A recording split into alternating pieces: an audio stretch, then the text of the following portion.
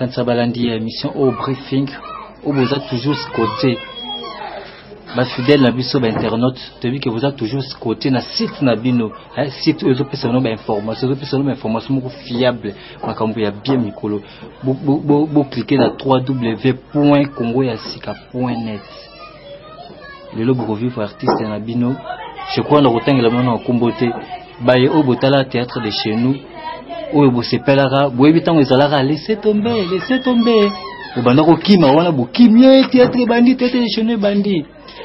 Alors on a tout présenté bino, ce sont des valeurs au bateau, les lots bazo tchakate. Et ça va valeur, tout bien va valeur oubliée. Or ce sont des personnes où les lots mboka na biso. Beaucoup qui ko so bango en charge, beaucoup qui ko sunga bango parce que bazo continuer ko sepelisa bino, pe ba sepelisa bino. Je crois ebongi na kotanga kombo na été yo ko fungula, ba mon invité na biso to vandi na na plateau. Je crois le boss Maurice Mokolo vous a branché toujours une émission invité na bino on a tangela ki bino kombote je crois que petit kombo na invité na biso ezali Papa Sondu. Bonjour Papa Sondu. Bonjour. Je crois que na esengo ko yamba na émission na mokuse okoki ko pesa biso parcours na yo je crois na ba internautes nyonso o baza branché à travers le monde o bazo na émission au briefing o ezali bongo ko pesa mana vision Salisa Congo o ekamami bongo na le boss Maurice Mokolo. Malobani no ça ba télé ba internet na biso bazo depuis moi parcours nous qui un peu moins rappel na ba landina biso bazo en émission là lelo.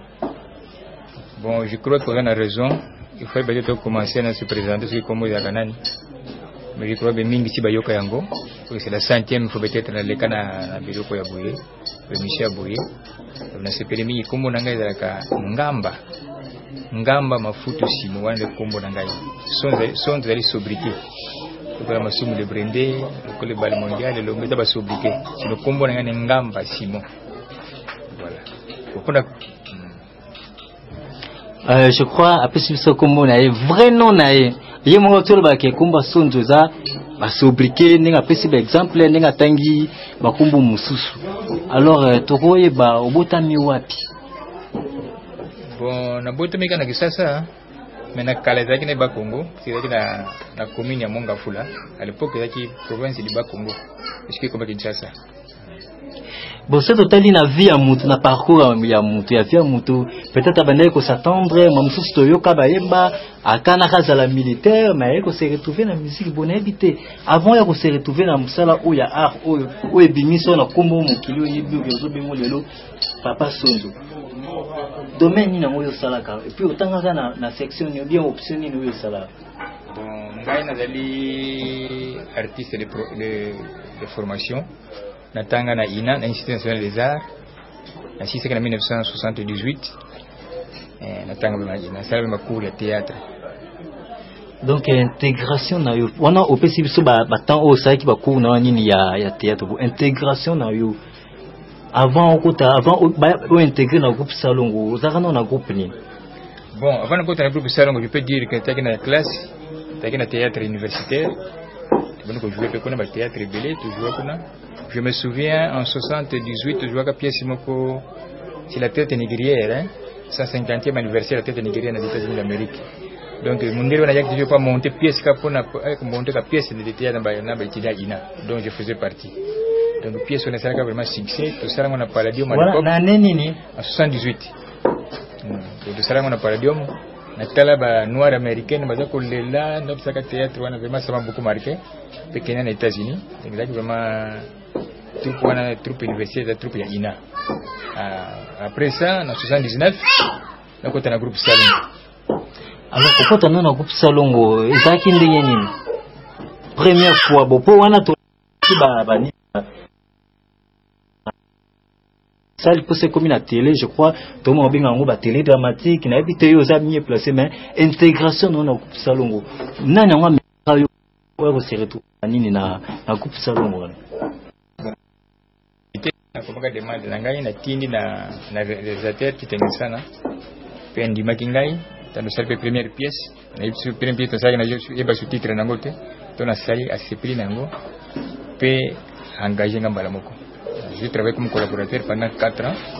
Après 4 ans de travail qu'on engagé officiellement en 83. Donc à côté de la groupe salon en 79.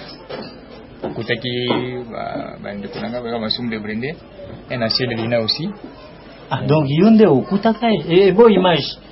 À Koutaka vient de Brende Kuna. Donc à part y Bani no Koutaka Kuna. À Koutaki presque le mondial, Inga, Shaba, Maman Pepe, Défense mon Pepe, Maman Bomengo, Maman Bélé, Balinga, Maman de Machien vraiment.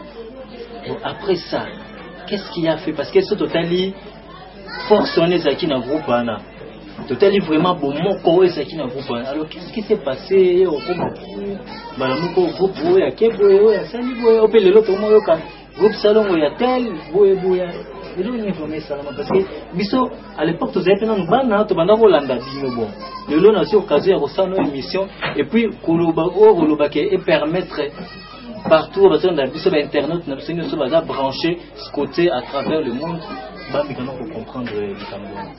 Oui, sur le réseau naïo, là il y a un moment donc résident c'est Nazalaka, il y a une collègue émission naïf fondateur du groupe, là il y a un moment donc Koufi, la plage paye batu babani ba premier sanga kati comme premier belé puis on manque un peu l'encadrement, on est dans l'émission RTNC, mais c'est vraiment encadré.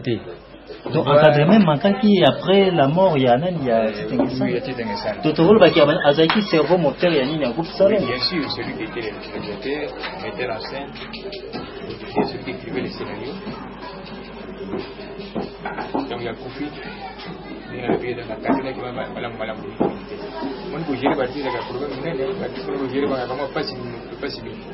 Il faut vraiment minimiser. Mais je vous apprends que peut-être au mois de juin, début juin, milieu juin 2014, le zombie sous en force.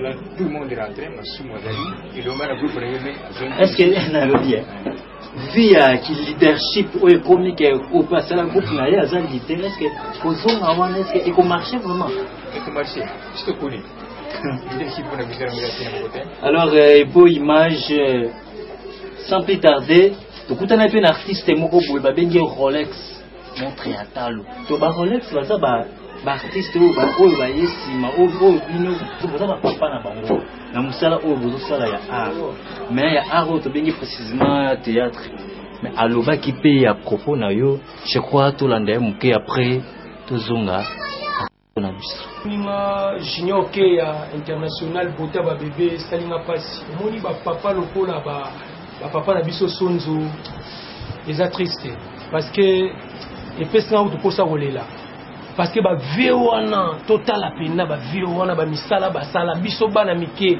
tamsu no to bota mite te okuta ba groupe salongo mais lelo ba viona lelo tala omoni lelo bana ya partout bo Holanda émission na biso na net eza passe lelo bo mona Rolex garçon privé to jouer to ça ba nzonzi to ça partout bo mona biso to se pelisa bino mais bobo sana ke ba papa na pe ba se pelisa bino donc eza passe eza mawa eloko na kosenga bande ko na biso moni musala to sala bino moko kala bo na loba na biso ba théâtre ba ta passe mais lelo bino moto comment ko valoriser lelo to ye ba jeune to ko valoriser musala na biso mais ça la biso passe ba loko ba fesonzo donc nga ba vewana en tout cas bande ko na bo aider vewana ata papa na biso poto ebike bana poto partout bozolanda biso bata mitema malamu pe bazali o ba aider biso po bino ne bo sala biso ba artiste na bino donc surtout vraiment on mo aider papa wana mais na ebike bogo sunga papa na biso sonzo aza papa na biso ebike na baninga otu bolanda ka Rolex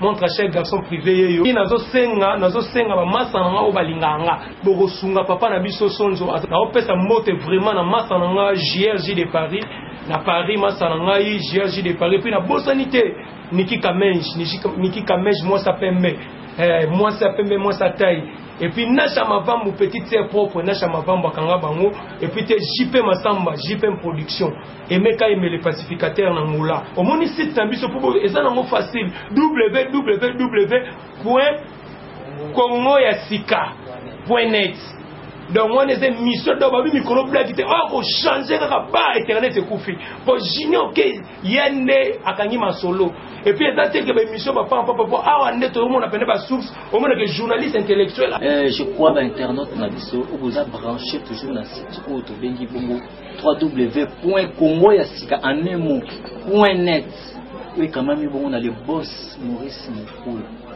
Moulongani ya Anne Kibam. Alors tant Holandi ba biloko oyo ndeko na biso artiste Rolex auti kolonga. Et ça lui ndenge ni. Bon, ça lui n'a pas si la motema. C'est ça la vie de l'artiste hein. À la raison naïe, vraiment il a observé la vie des artistes dans les arcanes canabiso. Peut-être ce n'est pas par jalousie mais mingi eta ba konzi na biso, eta ba mususu s'intéresse mingi na ba artiste musicien. Bon ba yemba ba nzembo tout cela ba la saka ba biso vraiment artiste théâtre qui pas vraiment mingi té. Je me souviens encore ça fait longtemps hein. Comme tukutana na ministre moko à l'époque commissaire d'état. Quand on a vision na ibare mondial puis biso bambote abi vraiment na sepeli là na pièce na bino lobby c'était vraiment très bien mon épouse vraiment elle a beaucoup ri de ce qui gana ba très bien donc, vous avez bien joué il ajoute là à la fin si vous étiez en Europe si vous étiez en Europe les boss hein Mukambia Masolo oyo les boss Maurice Mukulu la papa na biso. Je crois que l'émission Oyo est branchée à travers le monde. Bino ba fan, bino ba internaute, bino ba ebolingi émission Oyo. Si ba mission peut utaka na Kinshasa wate, bolanda ka pe groupe salon. Boyebi ba capacité ça papa na biso Oyo. Oto bengi bon papa so. Alors tant bosso dans l'émission Oyo. Et ça la bino ndenge nini. Je crois ba contact na biso za na nini na c'est je crois que comme vers la fin ya émission on a ba télé ba internaute na biso ba za brancher limite na moment où on a site où ba zo landa yo le on est conseillé na ba parce que ba landa yo o sepeli sa bango hein parce que tala lelo ni no bo singa na bango yo ndenge Rolex ya Lubaki landi mingi vraiment. Oyebi musala otosali musala moko vya kitoko. Oyebi na vie d'artiste. Beko lelisa mutu c'est facile hein, mais c'est que ça mutu la facilité hein. Mutu uti musala ba problème na ye, yo sali théâtre, yo sali musique mutalandi aseki la problème munene. C'est que je sali musala belé, sali musala munene. Moi na actif nanga je crois que j'ai joué plus de 800 pièces de théâtre dans groupe salon. Sans compter banzoni ko sala ka quelqu'un na poto, plus de 800 pièces de théâtre. Mais dans le baki, la possibilité financière, vraiment très indifférent à l'artiste et comédien. Très indifférent. Est-ce qu'il n'y a pas moyen au plus sabango ba coordonner na yo ba ni numéro na yo téléphone ba kolanda ba oyo ba kozala na posa ngana nazo pesa oyo ngate posa ngezali na lingi ye moko apesa bino numéro na ye. Comme ça, et bien ça la bien vers les cannes agence, soit et ça la bien vers na bisa ko sepela. Tous la kakate, ce qui mutakufi, ndi ali ba honneur rebelle, non, étant qu'il est artiste, photo vivre kaba, faut ba hommage wana boranda kabiso. Boranda kabiso dès que tu os vivre, dès que tu as envie. Na kosenga na yo avec tout respect, on peut ça ba internaute na biso ba ce côté branché na site eux. Ma coordonnées na eux et puis numéro na téléphone et puis on a sepela tin de nos pods et puis ça bon on a rien bakisa muke nenge Rolex alobaki liboso ki artiste mingi ba abandonné ningi biso zeliao tu peux deviner 35 ans na scène vie artistique depuis cette année quand on a coupé ça na scène télévision à l'état s'il vous plaît la privé télévision à l'état ou c'est vrai c'est pas union c'est un beaucoup le biso banaki ko sala art pas pour art.